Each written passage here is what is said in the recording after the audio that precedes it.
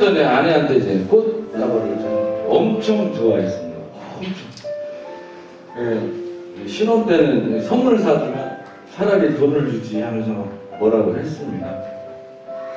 하나님이 우리에게 바라시는 게 무엇일까요? 막 헌금 많이 내는 거, 뭐 건물 많이 줘주는 거, 교회에 짓고 뭐 이런 거. 근데 성경에 보면 우리에게 이렇게 말씀하셨어요. 입으로 마음으로 믿어 의에 이르고 입으로 뭐죠? 고백하여 구원에 이른다. 하나님은 우리에게 진짜 바라는 건 우리 입술의 고백과 마음의 믿음이라고 생각합니다. 한 번만 더 부를까요? 내 입술로 하나님을 부르는 내 입술.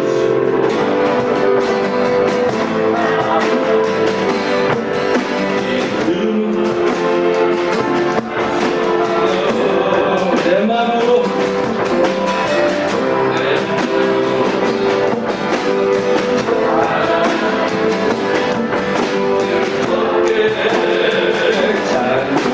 아멘. 할렐루야.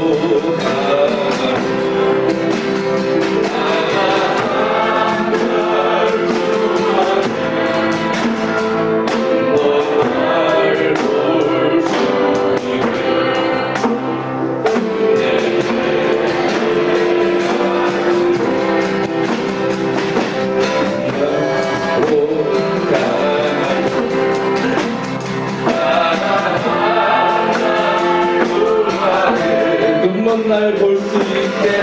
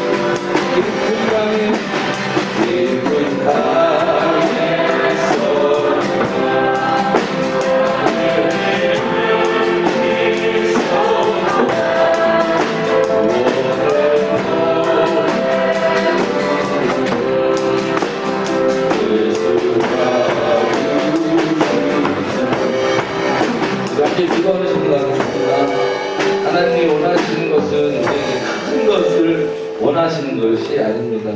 우리의 마음과 진정한 고백과 우리 입술의 고백과 찬양임을 우리가 고백하며 항상 주님을 높여드리는 우리의 마음의 고백과 찬양이 우리에게 울려 퍼지는 믿음이 되게 하여 주옵소서. 함께 기도하는 시간 갖도록 하겠습니다.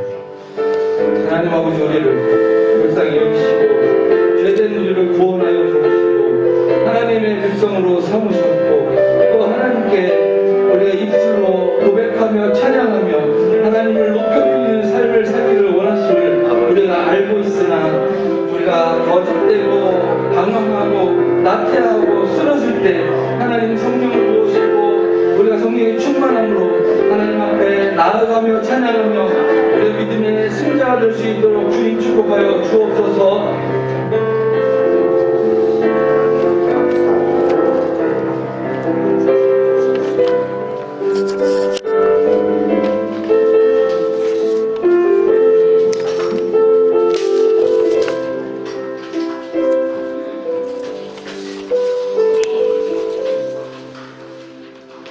여호와께 감사하고 그의 이름을 불러 아뢰며 그가 하는 모든 일을 만민 중에 알게 할지어다. 그에게 노래하며 그를 찬양하며 그의 모든 기이한 일들을 말할지어다. 그의 거룩한 이름을 자랑하라.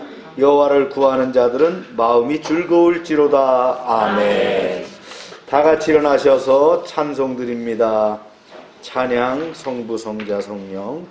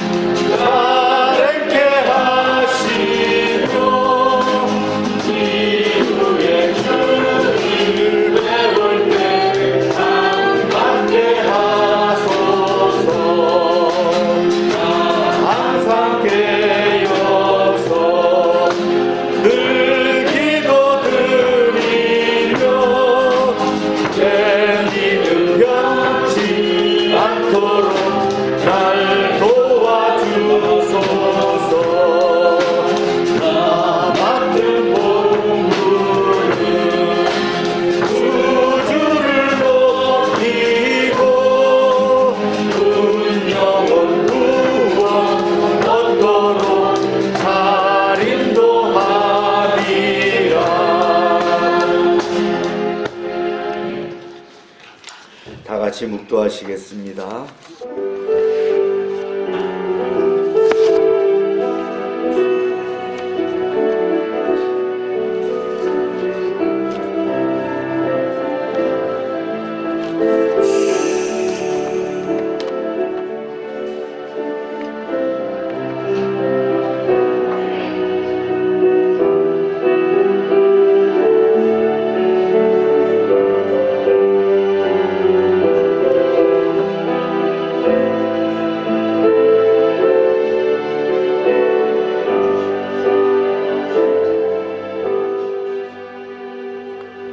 만민들아 우리 하나님을 송축하며 그를 찬양 소리를 그에게 들리게 할지어다. 그는 우리 영혼을 살려두시고 우리를 실족하지 않게 하시는 주시로다. 하나님이여, 주께서 우리를 시험하시되 우리를 단련하시기를 은을 단련함 같이 하셨으며 우리를 끌어 그물에 걸리게 하시며 어려운 짐을 우리 허리에 메어두셨으며 사람들이 우리 머리를 타고 가게 하셨나이다. 우리가 불과 물을 통과하였더니 주께서 우리를 끌어내사 풍성한 곳에 들이셨나이다. 내가 번제물을 가지고 주의 집에 들어가서 나의 서원을 주께 갚으리니 이는 내 입술이 낸 것이요 내 환난 때에 내 입이 말한 것이니이다. 내가 순양의 향기와 함께 살찐 것을 주께 번제를 드리며 수소와 염소를 드리리이다. 하나님을 두려워하는 너희들아, 다 와서 들어라. 하나님이 나의 영혼을 위하여 행하신 일을 내가 선포하리로다. 아멘. 어제나 오늘이나 영원토록 변함이 없으시며 사랑으로 우리를 돌보시는 하나님, 한 주간에 사는 동안 우리와 동행하시며 선하고 의로운 길로 인도하시고 거룩한 주일에는 기쁨과 평안 중에 성전에 나와 예배드리게 하심을 감사드립니다. 주님과 함께하며 예배하는 복된 시간, 크신 사랑과 은총을 내려주셔서 저희들의 심령을 만족하게 하여 주시옵소서. 우리가 드리는 찬송과 예물은 하나님께 기쁨이 되기를 원하오며 우리가 올리는 기도는 향기와 같이 하늘 보좌에 상달되어 응답되게 하여 주시옵소서. 예배 시종을 주님께 의탁하오며 예수님의 이름으로 기원하옵나이다. 아멘.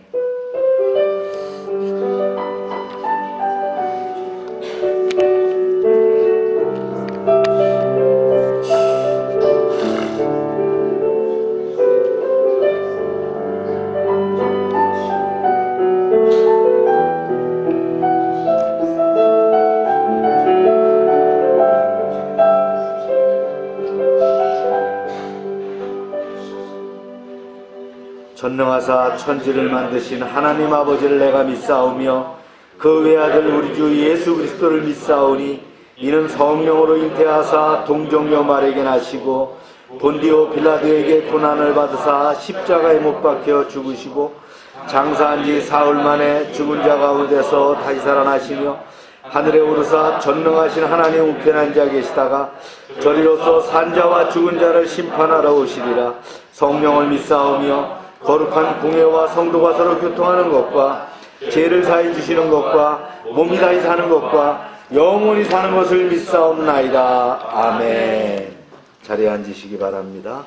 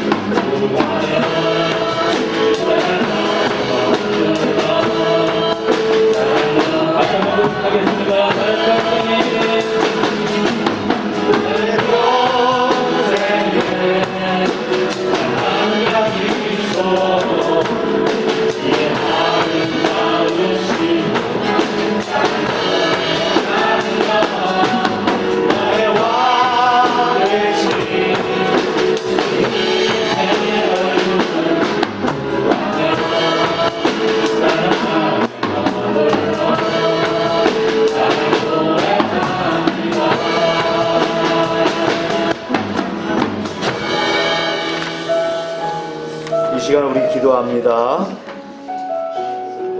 코로나가 계속되지만 하나님의 은혜도 멈추지 않는 것을 우리는 기억하시길 바랍니다. 교회와 또 가정과 사업장을 위해서 기도해 주시고 우리의 증축공사를 위해서 기도해 주시고 또 스승의 날을 위해서 기도하시기 바랍니다. 주여 하고 기도합니다. 주여! 하나님의 사랑을 기억합니다. 늘 눈동자처럼 지켜주시는 하나님 감사합니다. 코로나 팬데믹 가운데서도 우리의 삶을 지켜주시는 하나님의 은혜에 감사합니다. 이제 코로나 이후에도 아버지 하나님 이제 계속되는 하나님의 은혜를 기대합니다. 주님 함께하여 주시옵소서. 열방에 속한 모든 가정들을 축복하시고 저들의 사업장 위에 함께하시며 저들의 직장과 또한 아버지 하나님 우리의 자녀들을 축복하여 주시옵소서. 저들의 아버지 하나님 어떠한 곳에 있다 할지라도 주님께서 눈동자처럼 지키시고 아버지 하나님 또한 저들이 무사히 아버지 하나님 또 부모에게로 돌아올 수 있는 그런 길을 예비하여 주시옵소서. 중축 가운데 있사오니 주님 함께 하셔서 공사관 안전하게 지켜주시고 모든 은혜 가운데 마칠 수 있도록 허락하여 주시옵소서. 스승의 날을 맞으며 은혜 받은 기관을 기억하게 하시고 감사하는 그런 아버지 하나님 마음을 더하여 주시옵소서. 늘 성령 충만하며 능력 충만한 가운데 이 세상을 승리하며 살게 하시고 그리스도의 향기를 전하는 빛과 소금의 역할을 감당케 하여 주시옵소서. 주님 영광 받으소서. 주님은 나의 왕이시리이다. 할렐루야.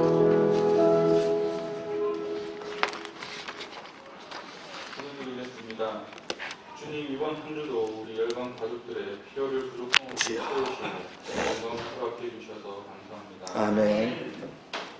예배가 우리의 빛이 되어서 이 어두운 세상을 헤쳐나갈 수 있는 힘이 되게 해주시고 우리가 매주 매일 매 시간 기도로 찬양으로 예배로 성령의 에너지를 채워 세상 속에서 성령의 빛으로 더러운 것, 비겁한 것, 자만, 교만, 예수님을 반하는 것들을 피해가게 해주세요.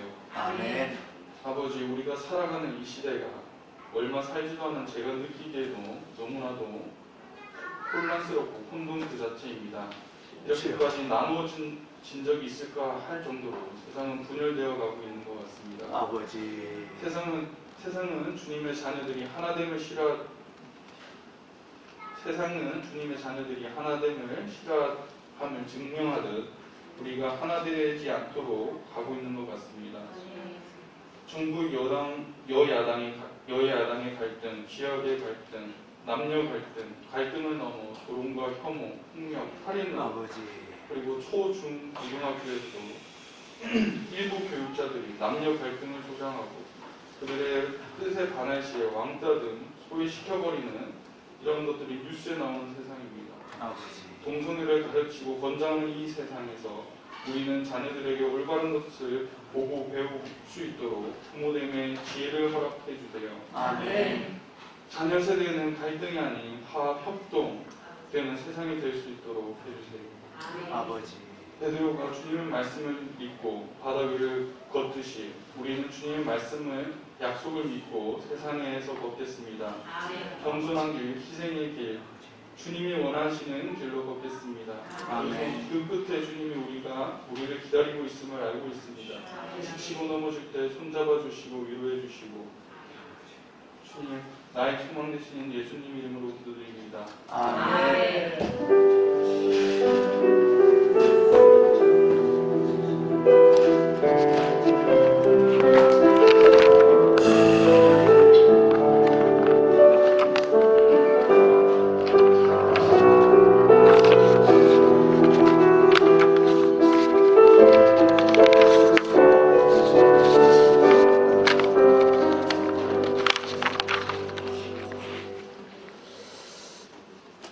광고 시간입니다. 지난주가 이 대전 지역에 많게는 30명까지 하루에도 확진자가 나와서 긴장을 했습니다. 특히 이제 교회에서 음식 나누는 가운데 또 그런 문제들이 생겼다 그래서 걱정이 되는데 우리가 이 고비를 잘 넘겨야 됩니다. 저도 5월 달에 백신 맞고 8월 달에 맞고 이렇게 2번 맞도록 돼 있는데 아마 저 젊은 사람들은 날짜도 아직 안 잡힌 것 같아요. 지금 현재 우리나라가 백신율이 7%라고 하는데 이 속도로 하면 2년 반 걸린다는 거예요. 아마 나라에서도 더 속도를 증가시켜야 될 거라고 생각되고요. 미국 같은 데는 벌써 이제 7월 초까지 75% 수준까지 한다 그러는데 뭐 이게 돼야지 됩니다. 그때까지는 우리가 마스크 잘 쓰고 안전수칙 잘 지키고 여러분 가정과 여러분 사업장을 잘 지켜나가시길 바랍니다. 네, 오늘 스승의 주일입니다. 다음 주일은 성령 강림 주일이 됩니다. 네, 청소년 양육 오늘 저녁에 진행되고요. 큐티와 성경통도 여러분들 꾸준히 해주시기 바랍니다. 믿음의 소양은 말씀과 또 기도와 또 그것을 계속하는 것에 있습니다. 증축공사 이제 공사 허가가 떨어졌어요. 그래서 다음 주부터 이제 일꾼들 들어오고 계획대로 진행하도록 합니다. 네. 지역아동센터 상황이고요. 석탄일 휴무가 있고요. 네, 공동체 사항들입니다. 금년은 우리가 도전하는 해입니다. 코로나를 넘어서 도전해서 승리하시길 바랍니다. 시작. 하나님의 사람아 도전하라. 오늘 말씀입니다. 제가 선독합니다. 이 말이 아직도 나 왕의 입에 있을 때에 하늘에서 소리가 내려 이르되 느부갓네살 왕아 내게 말하노니 나라의 왕위가 내게서 떠났느니라.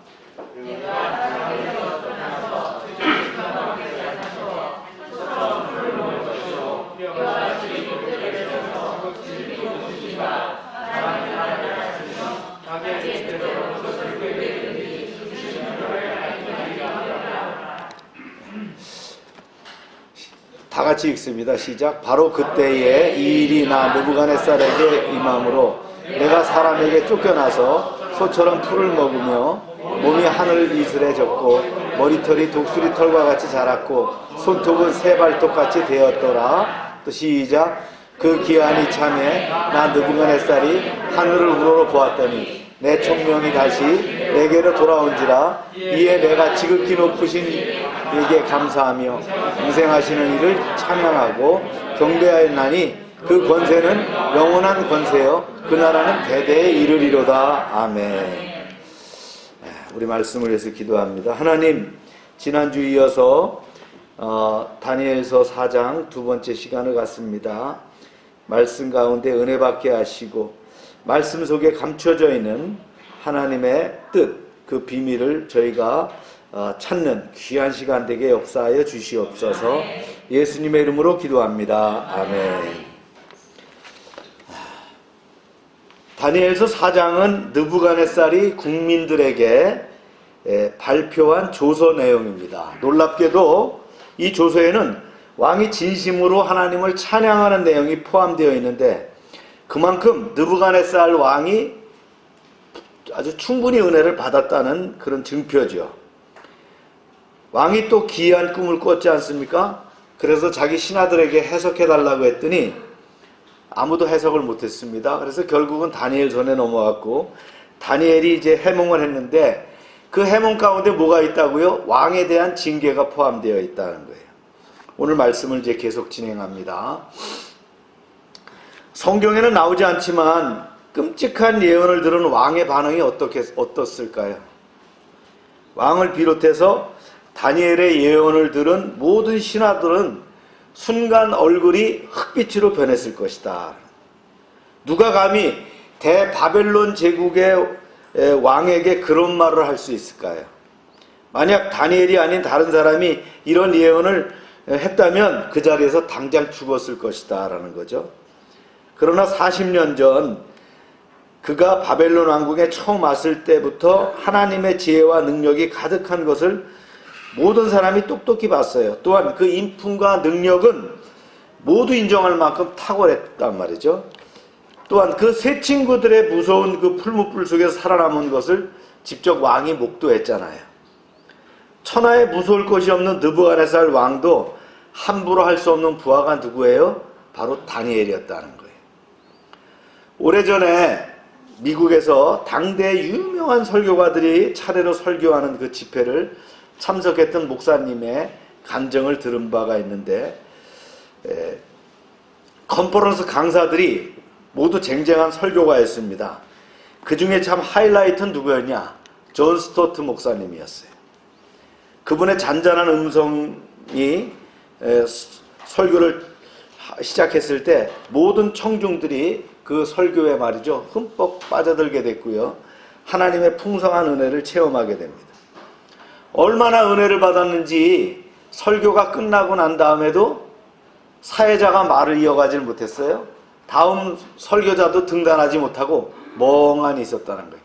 그래서 어쩔 수 없이 1시간 휴식을 갖기로 하고 그 후에 다음 설교자가 올라갔다라고 하는 거예요. 정말 대단하죠. 이분이 바로 존 스토트, 성공의 사제였는데요. 영국의 올스홀즈 교회 그 목사님이셨어요. 이분이 참 신학이면 신학, 설교면 설교, 그 다음에 사회 적응이면 사회 적응, 아주 모든 것이 탁월했던 그런 분이에요. 은혜 충만한 예배에서는 말로 다 할 수 없는 하나님의 영광과 감히 번접할 수 없는 거룩한 권위를 느끼게 됩니다. 추측하건대 다니엘의 말 한마디 한마디에 바로 이런 하나님의 권위가 있었던 것 같아요. 그래서 그가 무서운 예언을 했음에도 아무도 다니엘을 건드릴 수가 없었다라는 거예요. 이게 바로 영적 권위죠. 왕은 이 예언의 심각성에 충격을 받아 비틀거렸지만 다니엘에게 손끝 하나 댈 수가 없었어요. 아니, 손을 대지 않은 게 아니라요, 하나님이 다니엘을 보호하신다는 걸 알게 되었고요. 감히 이 느부갓네살이 말이죠, 어떻게 운을 뗄 수 없는 그런 상황에 이르게 되었다라는 거예요. 하나님의 심판에 대한 예언을 전달하면서 다니엘은 분명하게 얘기합니다. 이렇게 얘기했어요. 시작. 왕이여, 이 해석은 이러하니이다. 곧 지극히 높으신 이가 명령하신 것이 내 주 왕께 미칠 것이라. 이 말은 뭐예요? 왕이여, 당신은 높은 분이지만 당신보다 더 높으신, 지극히 높으신 이가 계십니다. 왕의 왕이신 하나님이 계십니다. 이때까지 당신은 항상 자신의 말로 다른 사람의 운명을 결정했습니다. 그러나 이제는 다릅니다. 왕의 왕이신 하나님의 말씀이 당신의 운명을 결정하게 될 것입니다. 이런 선포죠. 그리고 시간이 흘렀어요. 보세요. 이 모든 일이 다 나 느부갓네살에게 임하니라. 이렇게 이제 느부갓네살이 고백하게 됐어요. 정말 모든 일이 왕에게 임했습니다. 이 모든 일이 임했다는 것은 하나님이 하신 말씀이 아주 세밀한 것까지 다 이루어졌다는 말이죠. 하나님의 말씀은 하나도 땅에 떨어지지 않는 말씀입니다. 그대로 이루어지는 말씀입니다. 그 말씀하신 이가 바로 하나님이시기 때문에 그대로 이루어진다는 거예요. 말씀을 받은 사람의 영적 상태에 따라서 그 말씀이 축복일 수도 있고 심판일 수도 있습니다. 하나님의 말씀에 겸손히 순종하는 자에게는 축복이고요. 교만하고 악한 자에게는 뭐가 돼요? 심판이 될 수 있다는 거예요. 그래서 하나님의 말씀을 받는다는 것은 두렵고 떨리는 일입니다. 말씀이 곧 현실이요. 뭐라고요? 역사이기 때문이죠. 저는 하나님의 음성을 듣고 싶다고 이렇게 안다라는 사람이 있다면 그렇게 물어봅니다. 하나님의 말씀이 실제로 당신에게 임하기를 원한다면 그 말씀의 무게를 감당할 자신이 있습니까? 이렇게 물어봅니다. 하나님의 말씀이 일단 임하게 되면 어떻게 돼요? 자신이 책임져야 되는 거예요. 곧 순종해야 된다는 말인데 이거 보통 일이 아니잖아요. 만약 하나님이 당장 모든 네 재산을 팔아갖고 아프리카에 가서 여생을 지내라. 그러면 우리가 감당할 수 있겠어요? 단지 호기심으로 그 호기심을 충족하기 위해서 하나님의 말씀을 들으려고 해서는 안 됩니다. 하나님은 때에 따라서 당신의 필요에 따라서 우리에게 말씀하십니다. 그럼 우리는 겸손하게 듣기만 하면 되는 거예요. 느부갓네살이 다니엘로부터 처음 꿈 해석을 들었을 때는 너무나 놀라고 고민이 많았어요. 한동안은 말도 행동도 조심하고요. 더 겸손하려고 노력했을지 모릅니다. 그러나 시간이 지날수록 그는 그 꿈에 대해서는 까맣게 잊어버리게 됐다는 거예요. 한번 볼까요? 시작. 12달이 지난 후에 내가 바벨론 왕궁 지붕에서 거닐세.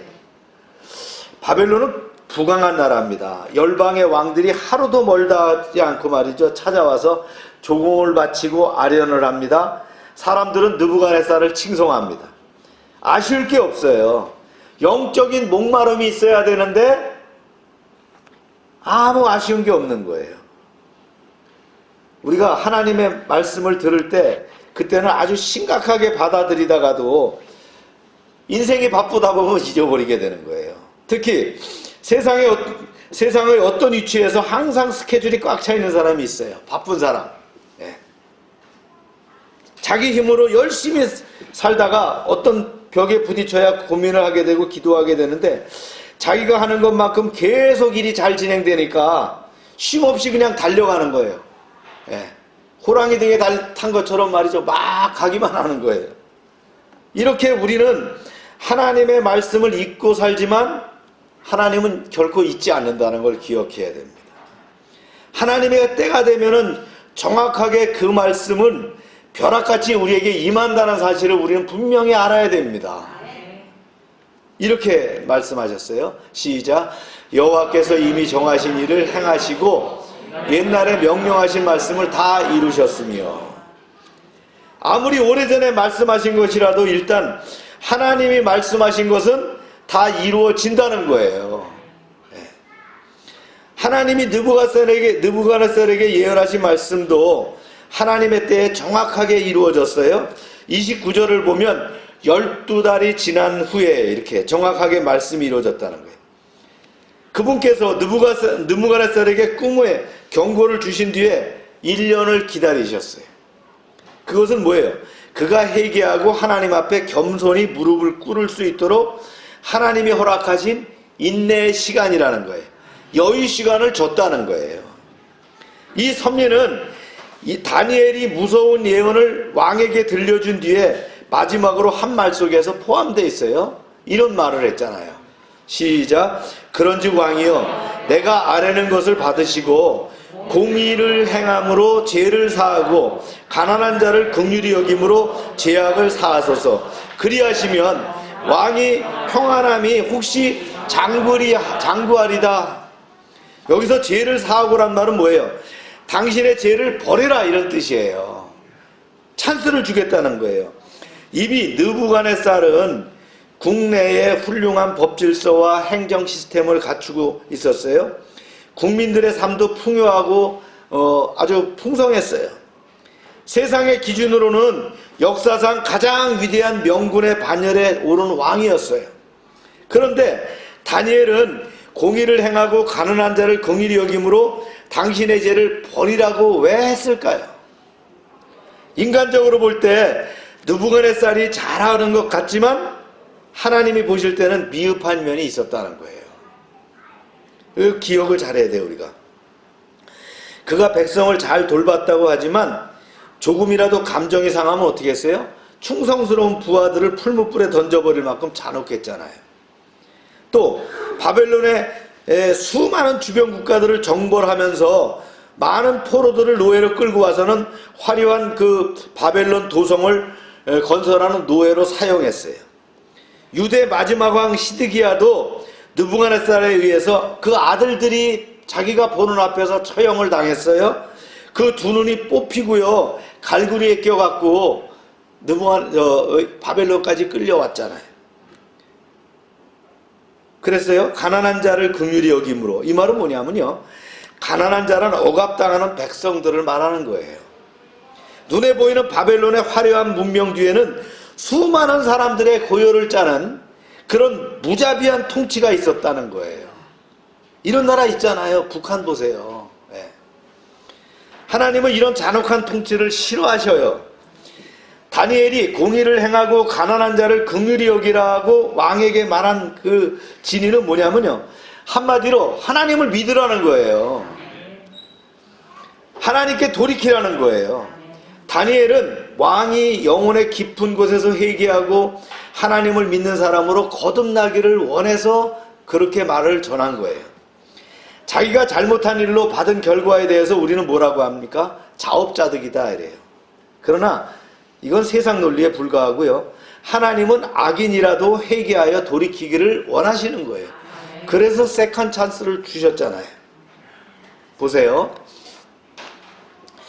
시작. 주 여호와의 말씀이니라. 내가 어찌 악인이 죽는 것을 조금인들 기뻐하랴. 그가 돌이켜 그 길에 떠나서 사는 것을 어찌 기뻐하지 아니하겠느냐. 기도하면 내 뜻이 아닌 하나님 아버지의 마음을 품게 되지요. 다니엘은 늘 기도하며 하나님 마음을 품었어요. 그래서 왕에게 호소합니다. 지금이라도 회개하고 하나님께로 돌아오면 그분께서 말씀하신 이 재앙들로부터 당신은 비껴갈 수 있습니다. 이런 말을 한 거였단 말이죠. 그런데 안타깝게도 느부갓네살 왕은 다니엘의 이 애타는 호소를 받아들이지 않고 금쪽 같은 그 시간 1년을 낭비해 버렸어요. 그러나 우리는 이런 회개의 타이밍을 놓치지 말아야 합니다. 다윗왕의 고백을 한번 들어볼까요? 네. 시작. 하나님이 한두 번 하신 말씀을 내가 들었나니 권능은 하나님께 속하였다 하셨도다. 영어 성경에는 하나님이 한 번 말씀하셨고 나는 이것을 2번 들었다 이렇게 되어 있어요.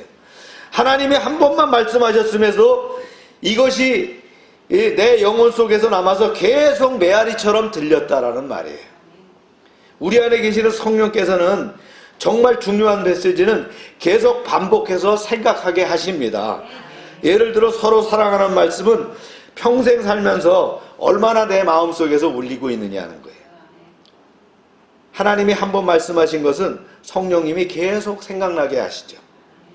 하나님이 한 번만 말씀하셔도 어떤 이는 2번 말씀하신 것처럼 들었다는 거예요. 이건 영성이 깊은 사람이요, 마음이 겸손한 사람이죠. 성령님의 인도하심에 민감한 사람이에요. 다윗이 바로 그런 사람이었다는 거예요. 그래서 그는 왕이었지만 하나님의 은총을 받았어요. 그가 잘못한 것이 있었지만 하나님의 용서를 받았고요, 더 큰 복을 받게 되었어요. 반면에 하나님이 몇 번 말씀하셔도 한 번도 듣지 않는 사람이 있다는 거예요. 이는 영적으로 둔감하고 마음이 교만해서 자기 고집으로 가득 찬 사람이에요. 특히 인생이 잘 풀릴 때 그래요. 자아가 너무 충만하면 하나님의 음성을 잘 듣지 못합니다. 느부갓네살 왕이 그랬다는 거예요. 같은 왕이면서도 다윗과 느부갓네살은 이렇게 달랐다는 거예요. 결국 느부갓네살 왕은 하나님의 음성을 듣고도 무시한 대가를 어떻게 해요? 톡톡하게 치르게 되었어요. 29절에 보니까 느부갓네살 왕은 바벨론 왕궁 지붕에서 거닐었다라고 했어요. 여기서 왕이 거닐었던 바벨론 왕궁의 지붕은 고대 세계 7대 불가사의 중에 하나인 공중궁정이었을 것이다. 실제로 공중에 떠있는 정원이 아니라 높이 25m가 넘는 높은 담 위에 만들어진 정원입니다. 이곳은 5단의 계단으로 되어 있어서요, 테라스에 흙을 깔고 물을 그 위에서부터 흘러내리게 했어요. 물탱크를 만들어 가지고요, 이 유프라데스 강에 물을 끌어올려 가지고 위로부터 물탱크에서부터 잘잘잘잘 내려오게 했어요. 폭포를 만들었다. 그래, 이것이 계단별로 말이죠, 만드는, 이게 바로 고대에 만들어졌다니까 얼마나 대단해요. 그죠? 이런 정원을 말이죠, 거닐고 있었다라는 거예요. 예. 그래, 이걸 공중정원이라는데, 느부갓네살은 자신의 위대함을 가시하는 그 바벨론 도성을 지을 때 하늘을 찌를 것 같은 바벨탑을 함께 지었어요. 그 안에서 바벨론의 수호신인 마르둑을 모시는 성전을 만들었어요. 이 공중궁정도 자기 후궁, 메디아에서 시집온 자기 후궁을 위해서 메디아에 있는 것처럼 그 푸른 숲을 만들기 위해서 이 공중궁정을 만들었다는 거예요. 여기를 거닐고 있었다는 거예요. 이 궁전을 거닐고 있으면서 크나큰 바벨론 성을 보면서 자신의 업적에 대해서 감격해서 한껏 교만해져 있었어요. 그래서 이렇게 얘기를 했어요. 시작. 나 왕이 말하여 이르되 이 큰 바벨론성은 내가 능력과 권세로 건설하여 나의 도성으로 삼고 이것으로 내 위엄의 영광을 나타낸 것이 아니냐 하더니, 여기서 나라는 말이 4번이나 나와요. 교만이 막 철철 훑어 넘치죠. 내가 이 바벨론을 만들었어. 내 능력과 권세로 이 대단한 도성을 만들었어. 사람들이 모든 사람들이 이 내 위대한 이 영도에게 찬사를 보내고 있다. 나는 신과 같은 존재야 라고 했다는 거예요. 이게 완전히 뭐가 빠졌어요? 내가 우주의 중심이다. 나우중이죠. 거기에 빠졌다는 거예요. 사실 세상의 관점에서 보면 그가 이룬 업적은 대단했어요. 느부갓네살 왕은 지금 세계 어떤 그 역사상의 그 명군 중에서 한 사람이었죠. 그러나 그것은 순전히 세상의 시각에서 봤을 때 얘기입니다. 하나님의 눈은 그렇게 보지 않았다는 거예요. 하나님은 뭘 봐요? 그 화려한 공중전을 보신 게 아니라 느부갓네살 왕의 그 심령을 보고 계셨다는 걸 기억해야 돼요. 하나님은 당신이 준 권세와 영광을 마치 자신의 힘으로 이룬 것처럼 착각하고 있고 스스로 신으로 만들려는 그 무서운 권력욕을 결코 용납하지 않았다라는 거예요. 그래서 이렇게 말씀이 나오고 있어요. 시작. 이 말이 아직도 나의 왕의 입에 있을 때 하늘에서 소리가 내려 이르되 느부갓네살 왕아 내게 말하노니 나라의 왕위가 내게서 떠났느니라. 내가 사람에게서 쫓겨나서 들짐승과 함께 살면서 소처럼 풀을 먹을 것이요 이와 같이 7대를 지내서 지극히 높으신 이가 사람의 나라를 다스리시며 자기의 뜻대로 그것을 누구에든지 주시는 줄 알기까지 이르리라 하더라. 아직도 나는 정말로 위대해 이렇게라고 자신을 높이고 있던 그때 무심결에 내뱉은 말이 심판의 신호탄이 돼버렸다는 거예요. 그리고는 하나님은 1년 전에 왕의 꿈과 다니엘의 해석을 통해서 들려주셨던 예언을 다시 한번 들려주십니다. 이렇게 하나님께서 느부갓네살에게 주신 심판의 내용을 먼저 선포한 뒤에 숨 돌릴 새도 없이 바로 집행해 버리셨다는 거예요. 심판을 한치 오차도 없이 예언 그대로 느부갓네살에게 임했어요. 그는 정신 이상이 된 상태로 왕궁에서 쫓겨나서 짐승처럼 쇠사슬에 묶인 채로 자연 속에 방치됐어요. 이렇게 7대, 즉 3년 반을 넘도록 삼아야 됐다는, 이보다 더 비참해질 수가 없다 싶을 때까지 완전히 바닥까지 내려가게 했다라는 거예요. 말씀 한번 볼까요? 이렇게 됐어요. 시작.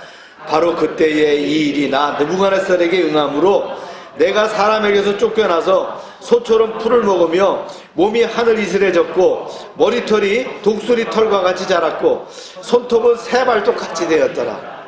참 대단하죠. 이거 에어컨 좀 한번 꺼보세요. 완전히 노숙자가 된 거예요. 그 공중군전에서 말이죠, 자기가 의시되면서 내가 어때 하던 그 느부갓네살이 완전히 노숙자가 돼서 쇠사슬에 묶여서 이게 숲에 방치된 그런 상태가 됐다는 거예요. 그대로 표현했잖아요. 머리털이 독수리 털같이, 손톱이 새발톱같이, 풀을 먹고 소처럼 쫓겨났다. 바로 그때에 이 일이 느부갓네살에게 임했다. 31절에 이 말이 아직 나 왕의 입에 있을 때 바로 나타났다는 거예요. 예. 사람들은 보통 하나님은 너무 느리게 움직이셔, 너무나 답답해, 왜 그냥 방치해 두시지, 이렇게 생각합니다. 결코 그렇지 않아요. 우리를 향한 하나님의 사랑이 크기 때문에 오래 참으시는 것 뿐이에요.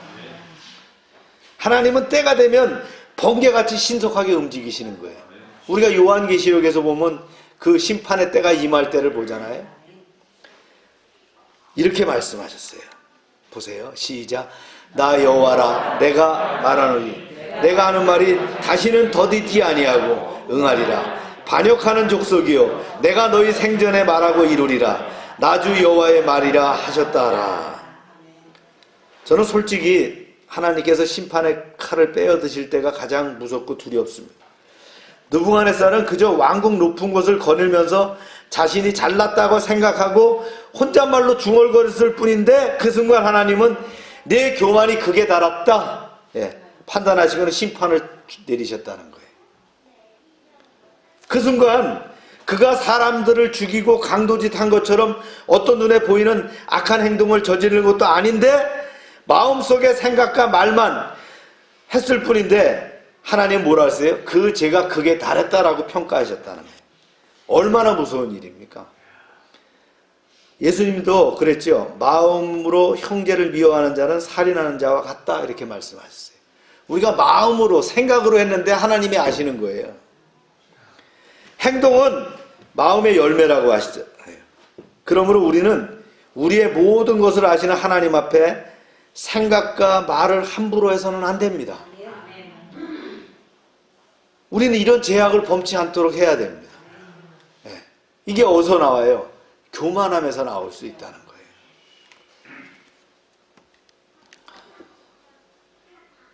말씀이 계속됩니다. 한번 보세요. 좀 길어요. 시작. 그 기한이 참에 나 느부갓네살이 하늘을 우러러 보았더니 내 총명이 다시 내게로 돌아온지라. 이에 내가 지극히 높으신 이에게 감사하며 영생하시는 이를 찬양하고 경배하나니 그 권세는 영원한 권세요 그 나라는 대대로 이르리로다. 땅의 모든 사람들을 없는 것 같이 여기시며 하늘의 군대에게든지 땅의 사람에게든지 그는 자기 뜻대로 행하시나니 그의 손을 금하시든지 혹시 이르기를 내가 무엇을 하느냐 할 자가 아무도 없도다.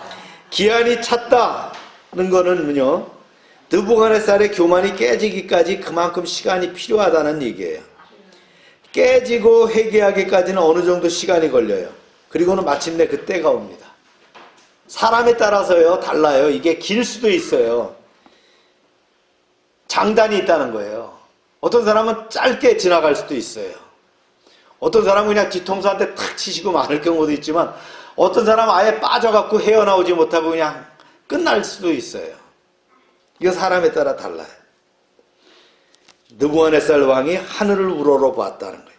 하늘에 계신 하나님이 분명히 계시다는 걸 깨닫게 됐다는 거예요. 어떻게 해요? 완전히 미치광이가 돼갖고 묶여있고 그러다 보니까 하늘을 보게 된 거죠. 그분이 얼마나 크신 분인가. 그분을 이제 예배하게 되었다는 의미예요. 징계를 받기 전 느부갓네살은 왕궁에서 위에서 세상을 내려다보고만 있었잖아요. 공중궁정에서. 그는 항상 사람을 내려다보고 무시했어요. 자기 밑에 사람들을 내려다보느라 위에 있는 분을 보지 못했다는 거예요. 여러분, 우리가 세상을 살다 보니까 늘 밑에 있는 것만 보고 늘 만나는 사람들만 보다 보니까 하늘에 계신 하나님을 못 보는 경우가 있음을 우린 판단해야 돼요.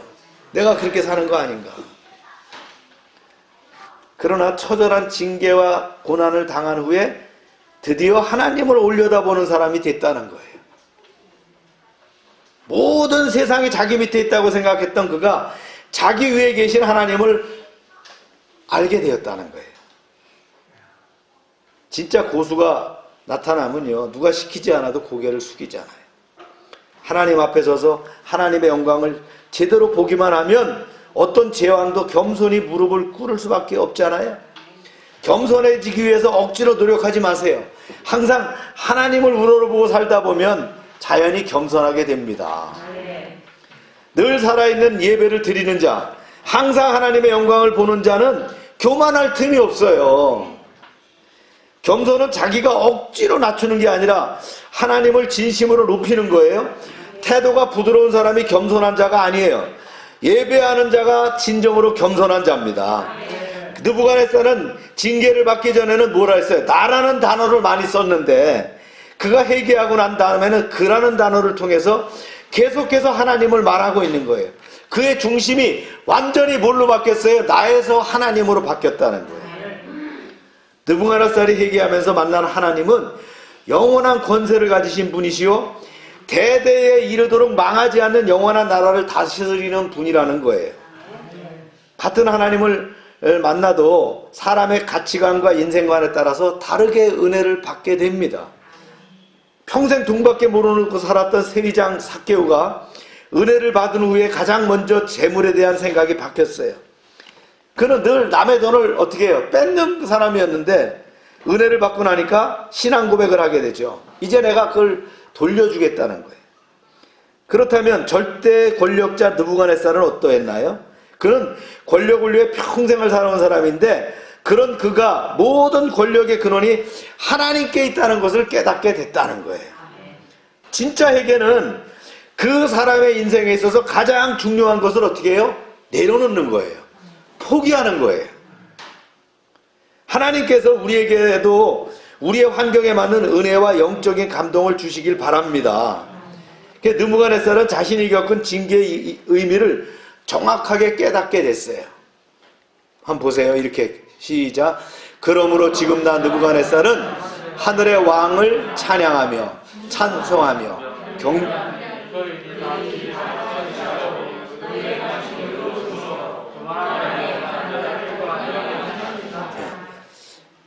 그의 일이 다 진실하고 그의 행하심이 의로우심으로 교만하게 행하는 자를 그가 능히 낮추심이라. 그로 바뀌었잖아요. 나가 아니라. 하나님은 교만한 자를 싫어하시고 반드시 낮추십니다. 느부갓네살처럼 많은 것을 가진 사람일수록 그 사람에 대한 하나님의 겸손의 기대치는 더 높을 수 있어요. 우리나라 최고의 부자가 지금 어디가 있어요? 감옥에 가 있잖아요.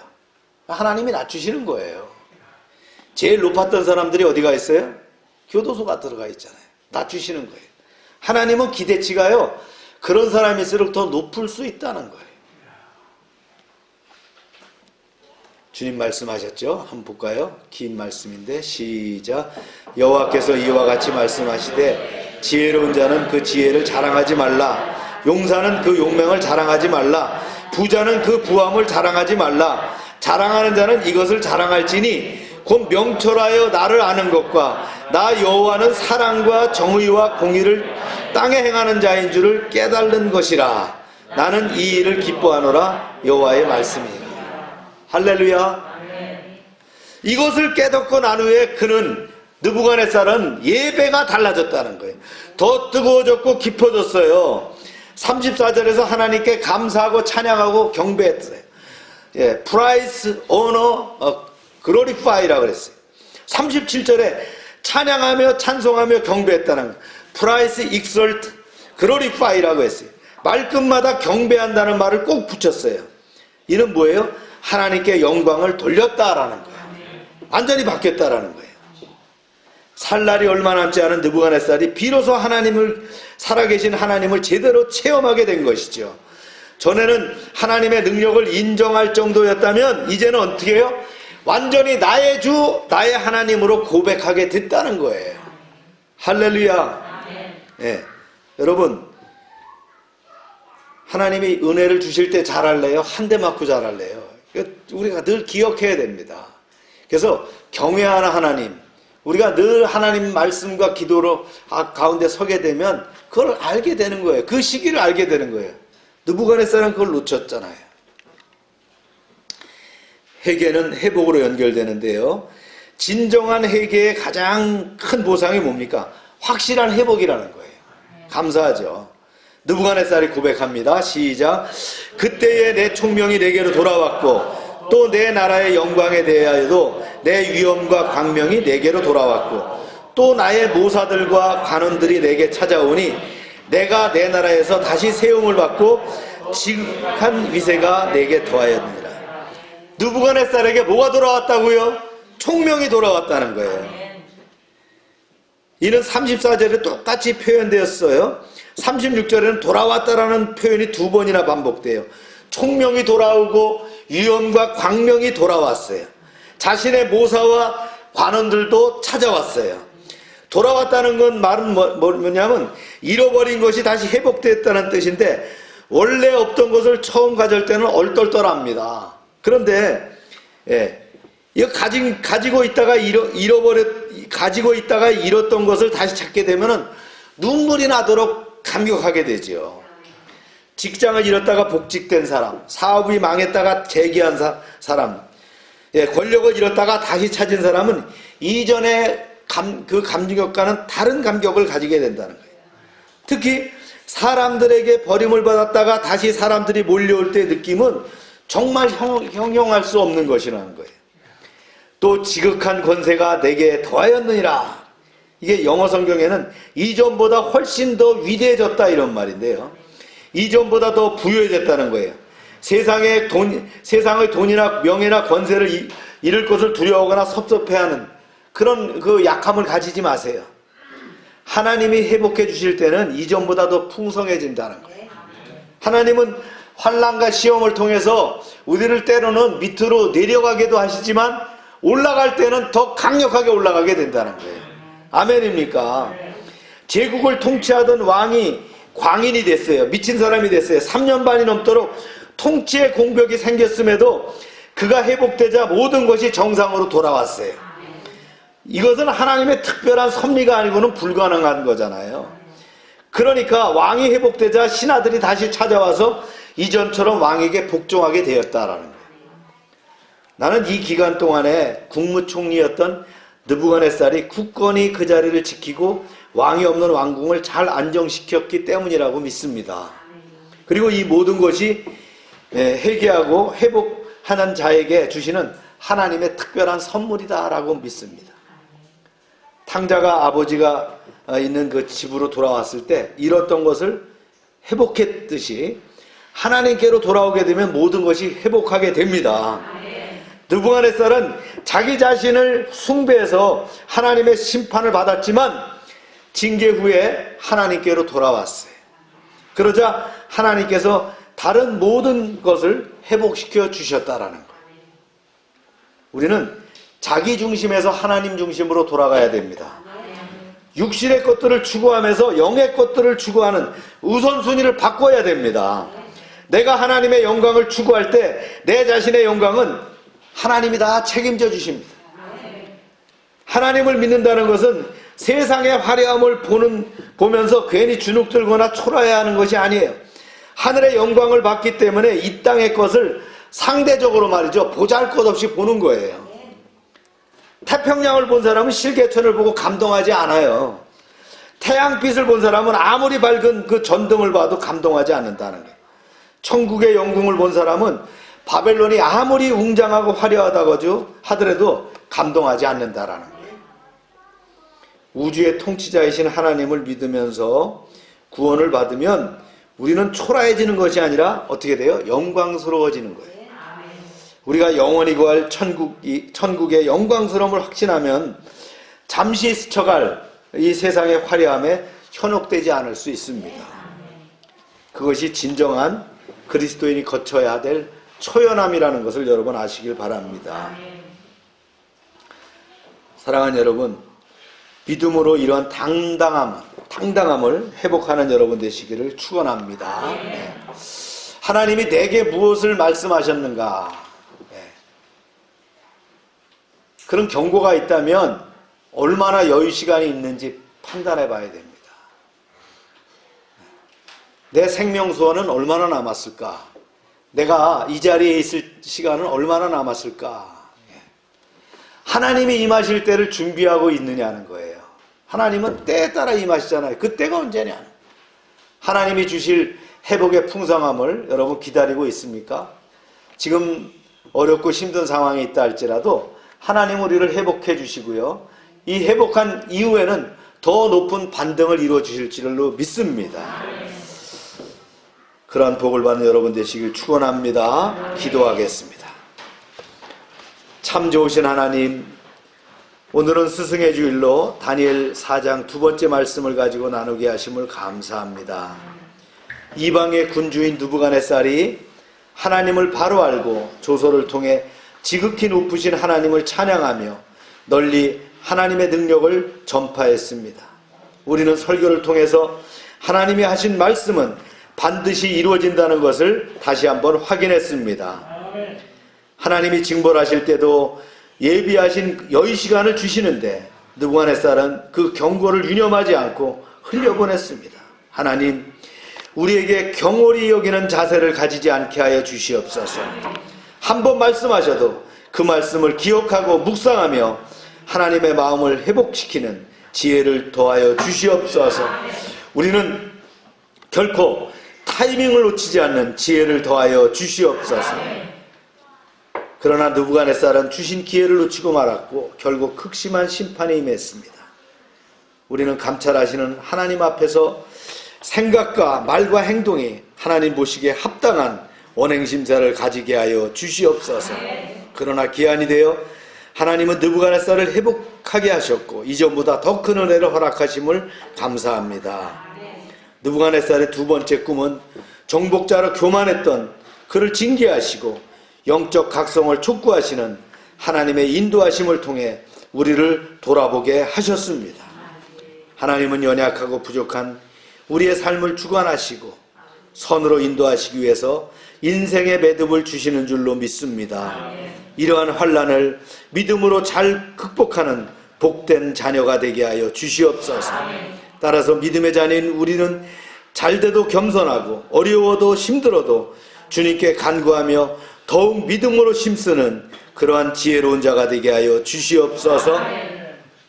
특별히 5월 한 달 가정의 달인데 저희가 은혜의 통로를 기억하게 하시고 가족과 이웃을 돌아보게 하시고 서로 사랑하게 하시며 그리스도의 사랑을 실천하는 달이 되게 하여 주시옵소서. 코로나 팬데믹 가운데 안전하게 지켜주시고 백신 수급도 잘 돼서 국가적인 면역도 잘 이루어지게 하여 주시옵소서. 2021년 도전하는 해입니다. 우리가 세운 목표 그리고 실천 과제를 잘 실행하게 하셔서 주님과 동행하며 승리하는 한 해가 되게 하여 주시옵소서. 예수님의 이름으로 기도합니다. 아멘. 다 같이 일어나셔서 288장 찬송합니다.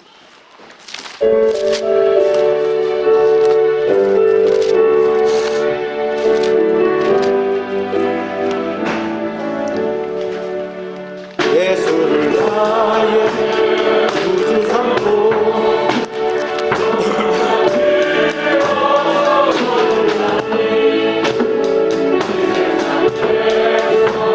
내 영혼이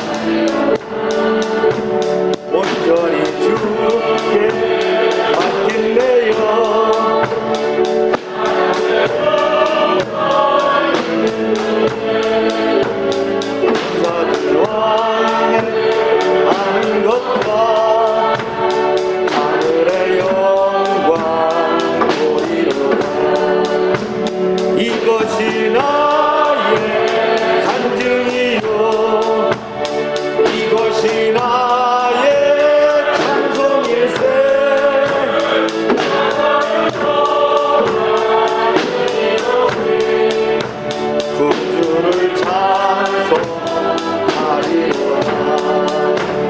주 안에 기쁨 누림으로 마음의 풍랑이 잔잔하니 세상과 나는 간 곳 없고 구속한 주만 보리로다. 이것이 나의 간증이요 이것이 나의 찬송일세.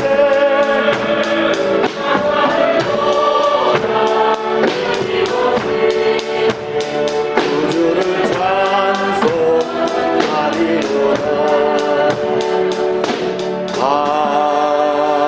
아멘.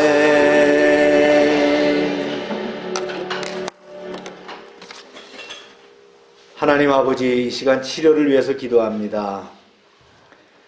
우리의 약한 부분에 손을 대고 기도할 때에 주님 강한 손 편팔로 붙잡아 주셔서 능력으로 치료하여 주시옵소서.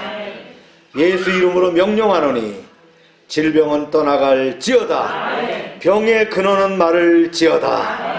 방해하는 어둠의 세력은 떠나갈지어다. 성령님 역사하셔서 우리를 치유하여 주시고 우리를 하나님께 영광 돌리는 지체로 삼아 주시옵소서. 날마다 넘치게 하시는 아버지 하나님의 은혜에 감사드리며 이제 하나님의 것을 구별하여 하나님께 드립니다. 약속의 말씀대로 10의 1조를 드릴 때에 저들의 가정과 사업장에 복을 쌓을 곳이 없도록 채워 주시옵소서. 저들의 사업에 황충을 금하여 주시고 저들의 기업이 늘 빛을 발할 수 있도록 허락하여 주시옵소서. 이제 여러가지 구별하여 주정헌금, 감사헌금, 약정헌금, 선교헌금을 드립니다. 100배로 응답하게 하여 주시옵소서. 기도의 제목대로 이루어지게 하여 주시옵소서. 섬기는 손길을 축복하시되 주님 그 인생이 아름답게 하여 주시옵소서. 하나님의 말씀을 삼가 듣고 그 모든 명령을 지켜 행하는 백성을 축복하사 세계 모든 민족 위에 뛰어나게 하여 주시옵소서. 하나님의 말씀을 순종하면 모든 복이 우리에게 미칠 줄로 믿습니다. 성읍에서도 복을 받고 들에서도 복을 받고 몸의 소생과 토지의 소산과 짐승의 새끼와 우양의 새끼가 복을 받으며 광주리와 떡반죽 그릇이 복을 받으며 들어와도 복을 받고 나가도 복을 받게 하여 주시옵소서. 대적이 일어나 우리를 치료할지라도 하나님께서 그들을 패하게 하시고 그들이 한 길로 왔지만 7길로 도망가게 하여 주시옵소서. 하나님께서 우리를 위하여 하늘의 아름다운 보고를 열으사 우리의 땅에 때를 따라 비가 내리게 하시고 우리의 손으로 하는 모든 일에 복을 주셔서 많은 사람들에게 구워주며 나누게 하시고 머리가 되고 꼬리가 되지 않게 하시며 위에만 있고 아래 있지 않게 하여 주시옵소서. 드리는 이 물질이 하나님이라는 데 귀하게 쓰임받게 하시고 쓰이는 곳마다 하나님의 영광과 역사하심이 드러나게 하여 주시옵소서. 이제는 우리의 죄를 위하여 십자가에서 피 흘리신 예수 그리스도의 은혜와 우리를 창조하시고 섭리하시고 주장하시는 하나님 아버지의 사랑하심과 늘 함께 하시는 성령의 교통하심이 지금부터 영원토록 함께 하시기를 축원하옵나이다. 아멘.